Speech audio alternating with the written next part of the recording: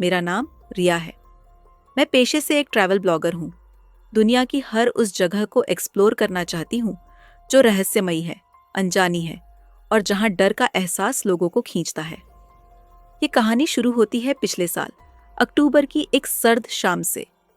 मैं शिमला के पास एक छोटे से हिल स्टेशन कोटगढ़ में पहुंची थी।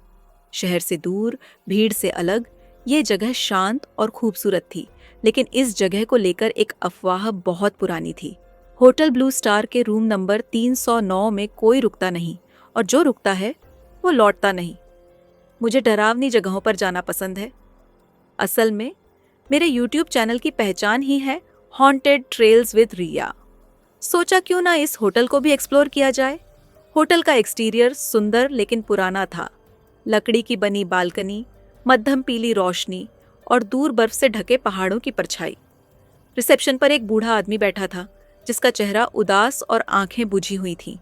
मैंने पूछा, क्या रूम 309 खाली है? वो एक पल को चुप रहा, फिर बोला, मैडम, उस रूम में कोई नहीं रुकता। अगर कोई ज़रूरी नहीं तो मैं वही रूम चाहती हूँ। मैंने टोकते हुए कहा, ये मेरा काम है। उसने एक लंबी सांस ली, चाबी दी और बस एक वाक्य बोला, अगर कुछ भी अजीब हो रूम छोड़ देना, बिना पीछे देखे। मैं ऊपर गई। तीसरी मंजिल पर अजीब सी खामोशी थी, जैसे वहां कोई सांस भी नहीं ले रहा।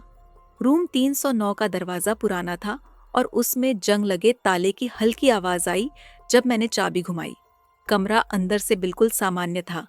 एक डबल बेड, एक पुराना झूमर, खिड़की के पास एक रॉकिंग चेयर और दीवार पर एक पेंटिंग जिसमें एक औरत खड़ी थी, काले कपड़ों में, और उसकी आंखें जैसे मुझे घूर रही हो।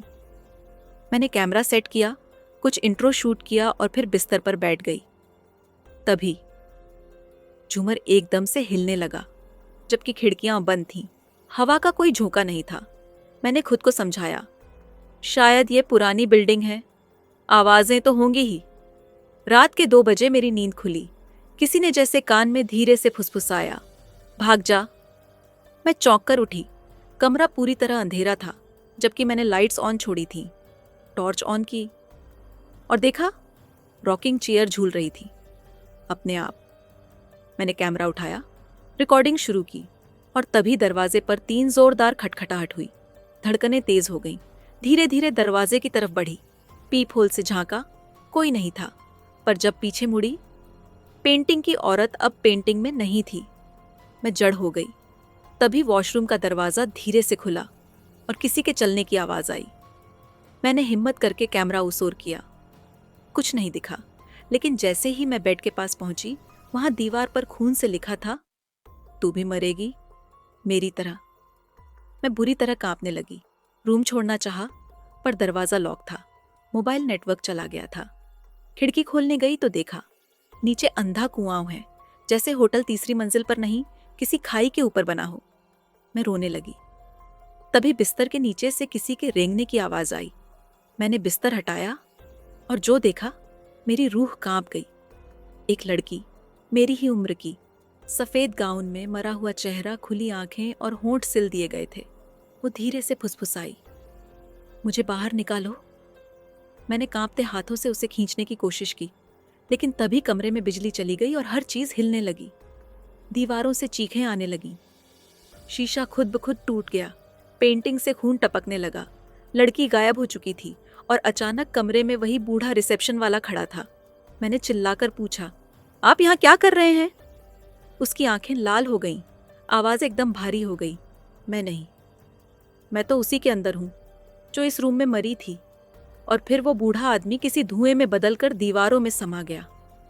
मैंने पूरी ताकत से दरवाजा पीटा और अचानक वो खुल गया। मैं नीचे दौड़ती हुई गई। रिसेप्शन खाली था, होटल सुनसान। अगली सुबह जब पुलिस लेकर लौटी तो वहां कोई होटल था ही नहीं। वहां सिर्फ एक पुराना खंडहर था और बोर्ड पर फेडेड पेंट से लिखा था, ब्लू स्टार होटल, बंद है 1998 से। मैं सन्न रह गई। जिस कमरे में मैं रात बिताकर आई थी, वो होटल 25 साल पहले जलकर खाक हो चुका था, जिसमें 6 लोग मारे गए थे। एक लड़की भी थी जिसके होंठ सिल दिए गए थे क्योंकि उसने होटल के मालिक के खिलाफ गवाही दी थी। और होटल का मालिक वही बूढ़ा रिसेप्शन वाला था। मैंने अपने कैमरे की रिकॉर्डिंग चेक की। सब कुछ ब्लैक स्क्रीन थी। सिर्फ एक ऑडियो बार बार सुनाई देती थी। वो वापस आ गई है। मैं आज भी नहीं जानती उस रात मैं कहाँ थी। पर एक बात तय है, कुछ दरवाजे अगर गलती से भी खुल जाएं, तो जिंदगी भर बंद नहीं होते। अगर आपको ये कहानी पसंद आई हो तो जरूर लाइक करें, अपने दोस्तों के साथ शेयर करें और ऐसे ही रहस्यमयी किस्सों के लिए चैनल को सब्सक्राइब करें।